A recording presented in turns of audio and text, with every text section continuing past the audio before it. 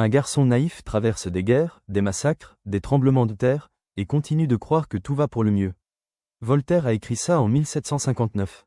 Et pourtant, ça parle exactement de notre monde aujourd'hui. Alors installe-toi, parce qu'on va décortiquer ensemble l'un des livres les plus importants de la littérature française, et l'un des plus redoutés au bac. Bienvenue sur l'essentiel des livres.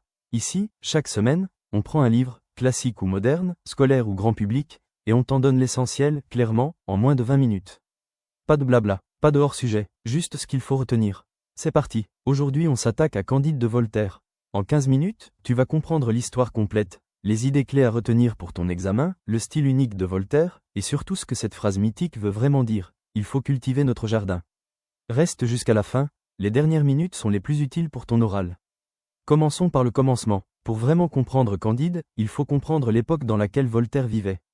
Et crois-moi, c'est tout sauf ennuyeux. Nous sommes au milieu du XVIIIe siècle. L'Europe est secouée par la guerre de 7 ans, un conflit qui ravage le continent et fait des centaines de milliers de morts. En 1755, un tremblement de terre d'une violence extrême rase la ville de Lisbonne en quelques minutes. Des dizaines de milliers de personnes meurent sous les décombres. C'est une catastrophe qui choque l'Europe entière. Voltaire observe tout ça, et il est révolté. Pas seulement par les événements eux-mêmes, mais par la manière dont certains intellectuels les expliquent. Parce qu'à cette époque, une idée très particulière circule dans les cercles philosophiques. Un philosophe allemand nommé Leibniz affirme que nous vivons dans « le meilleur des mondes possibles ». Selon lui, Dieu a créé le monde de façon parfaite. Chaque catastrophe, chaque injustice, chaque mort a une raison nécessaire dans un plan global positif. La souffrance existe, oui, mais elle fait partie d'un équilibre supérieur que l'être humain ne peut pas toujours comprendre. Tout va bien, finalement. Tout s'arrange, tout a un sens. Sur le papier, c'est rassurant. Presque confortable. Mais Voltaire, lui, regarde la réalité en face.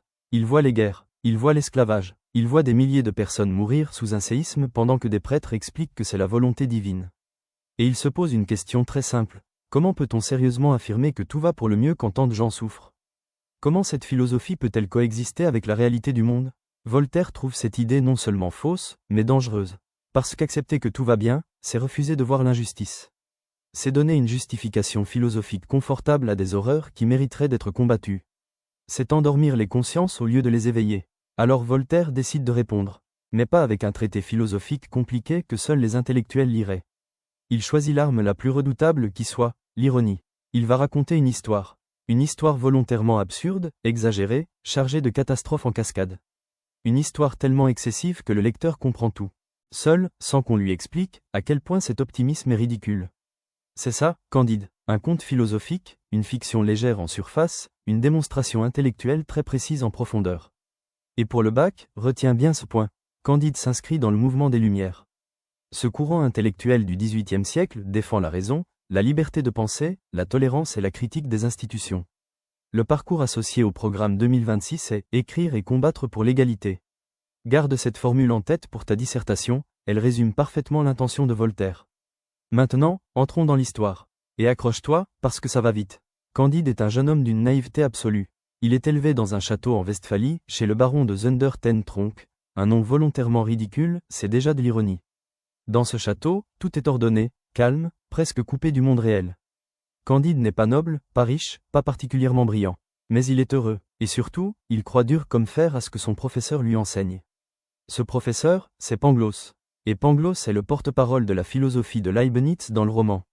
Il répète une seule chose, encore et encore, quoi qu'il arrive, tout est pour le mieux dans le meilleur des mondes possibles. Chaque événement, même le plus tragique, a une raison d'être. La souffrance fait partie d'un plan. Il ne faut pas s'inquiéter. Tout ira bien. Candide absorbe ces paroles sans jamais les remettre en question. Il ne doute pas, il n'analyse pas, il fait confiance, et cette confiance aveugle va être mise à l'épreuve d'une manière brutale. Tout bascule quand Candide tombe amoureux de Cunégonde, la fille du baron. Un amour innocent, naïf, presque enfantin. Deux jeunes gens qui s'embrassent derrière un paravent. Mais le baron les surprend. Et sa réaction est immédiate et sans appel, il chasse Candide du château à coups de pied. Du jour au lendemain, le monde parfait de Candide s'effondre. Il se retrouve seul, dehors, sans ressources, sans repères. Et c'est là que le voyage commence. Un voyage qui va être une succession de catastrophes volontairement absurdes. Voltaire ne fait pas dans la demi-mesure. Candide est enrôlé de force dans une armée bulgare. Il assiste à des batailles décrites avec un calme presque clinique. Voltaire énumère les morts, les destructions, les villages brûlés, avec une froideur qui rend la violence encore plus choquante. Il s'échappe, traverse des pays dévastés, arrive à Lisbonne juste au moment du tremblement de terre. Il survit au séisme, mais se fait immédiatement arrêter par l'Inquisition, cette institution religieuse qui condamne et exécute les gens pour des raisons absurdes. On lui reproche d'avoir écouté Pangloss avec trop d'attention. Il est fouetté publiquement lors d'un auto-da-fé, une cérémonie d'expiation organisée par l'Église pour calmer la colère divine après le séisme. Voltaire décrit cette scène avec une ironie féroce, on punit des innocents pour qu'ils ne pleuvent plus. L'absurdité est totale, et pourtant, Pangloss, lui aussi condamné, continue de répéter que tout va pour le mieux. Candide retrouve Cunégonde, la perd à nouveau, traverse l'Atlantique, arrive en Amérique du Sud. Il explore le Paraguay, échappe à des jésuites, et finit par découvrir l'Eldorado. L'Eldorado, c'est le moment le plus surprenant du livre, et sans doute le plus important philosophiquement. C'est un pays utopique caché au cœur de l'Amérique du Sud. Pas de guerre, pas de pauvreté, pas de conflits religieux, pas de tribunaux, pas de prison. Les habitants vivent en paix, dans l'abondance, sans chercher à dominer les autres. Les pierres précieuses jonchent le sol comme des cailloux. C'est, littéralement, le meilleur des mondes possibles. Et Candide décide de partir. Laisse ce détail te travailler un moment. Il quitte le seul endroit parfait qu'il ait jamais trouvé. Pourquoi? Parce qu'il veut retrouver Cunégonde. Parce qu'il pense qu'il sera plus heureux ailleurs, avec elle. Parce que même dans un paradis, il manque quelque chose. Ce passage est une des grandes leçons cachées du livre. Voltaire nous montre que l'être humain n'est jamais pleinement satisfait là où il est. Il projette toujours son bonheur ailleurs, plus tard, autrement. L'idéal absolu existe peut-être, mais l'être humain n'est pas fait pour y rester. La quête de la perfection est peut-être une illusion fondamentale.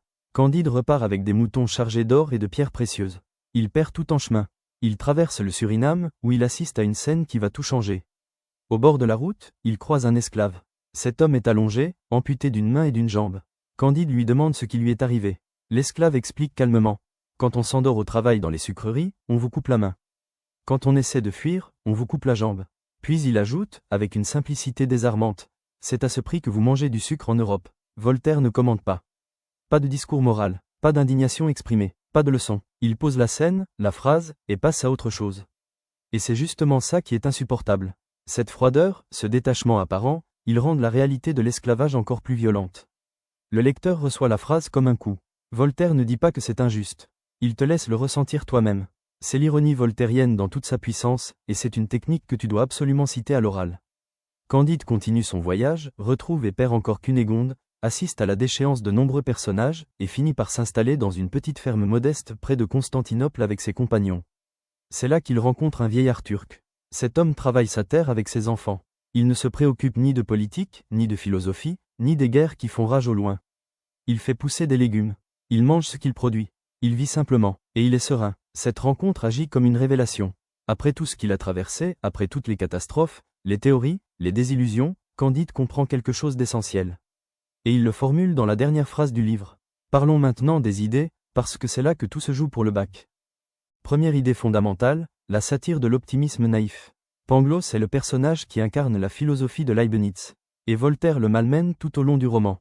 Pangloss tombe malade, est condamné, humilié, presque tué plusieurs fois, et à chaque fois, il continue de répéter que tout va pour le mieux. Plus il insiste, plus c'est absurde. Plus c'est absurde, plus la philosophie qu'il représente apparaît comme dangereuse. Voltaire ne réfute pas Leibniz avec des arguments rationnels. Il le ridiculise, il le détruit par l'absurde. C'est la technique de la satire, et elle est redoutablement efficace. Deuxième idée, la dénonciation systématique des institutions. Voltaire ne vise pas seulement une philosophie, il vise un système entier. L'Inquisition d'abord, qui condamne des innocents au nom de Dieu et organise des exécutions publiques comme des spectacles. La noblesse ensuite, obsédée par ses titres et son rang, incapable de faire face à la réalité. L'armée, qui glorifie des massacres avec un vocabulaire héroïque. Et même certains représentants de l'Église, hypocrites et corrompus. Voltaire montre que ces institutions ont un discours officiel, et une réalité qui lui est totalement opposée. C'est une critique sociale qui, malgré les siècles, reste étrangement actuelle. Troisième idée, et c'est la plus importante du livre, il faut cultiver notre jardin. Cette phrase conclusive est à la fois simple et profonde. Après tout ce qu'il a vécu, Candide renonce au grand système philosophique. Il renonce à chercher si le monde est fondamentalement bon ou mauvais. Il choisit une troisième voie, ni l'optimisme naïf de Pangloss, ni le pessimisme total. Il choisit l'action concrète. Cultiver son jardin, ce n'est pas parler d'horticulture. C'est une métaphore. Ça veut dire, travaille. Construis quelque chose. Sois utile à ton échelle. Développe tes talents. Contribue concrètement à ta communauté. Plutôt que de débattre sans fin du sens de la vie et de l'organisation du monde, concentre-toi sur ce que tu peux réellement faire, ici, maintenant. C'est une philosophie pragmatique, lucide et profondément moderne. En 2026, ce message résonne encore très fort. Quatrième idée, le style voltairien. Voltaire écrit court, vif, percutant. Les chapitres sont brefs, les événements s'enchaînent à toute vitesse. Les personnages meurent et réapparaissent. Les voyages s'accumulent sans pause.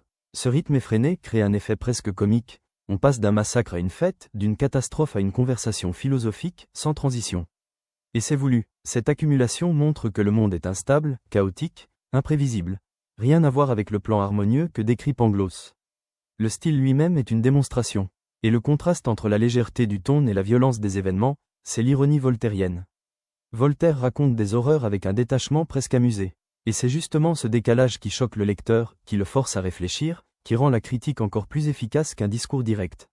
Maintenant, les questions que ton examinateur peut te poser, et les réponses directes. Pourquoi Candide est-il un conte philosophique?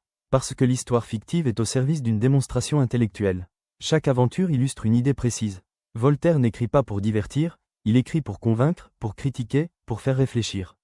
La fiction est un outil au service de la philosophie. Quel est le message final de Voltaire? Il refuse l'optimisme aveugle de Leibniz sans tomber dans un pessimisme paralysant. Il propose une troisième voie, accepter que le monde est imparfait, et agir malgré tout, concrètement, à son échelle. Le bonheur ne se trouve pas dans les grandes théories, il se construit dans l'action quotidienne. Pourquoi Candide est-il encore lu aujourd'hui? Parce que la tension entre les discours rassurants et la réalité brutale est universelle et intemporelle. On nous dit que tout va bien. On observe que ce n'est pas toujours le cas. Candide pose cette contradiction avec une acuité et un humour qui n'ont pas vieilli.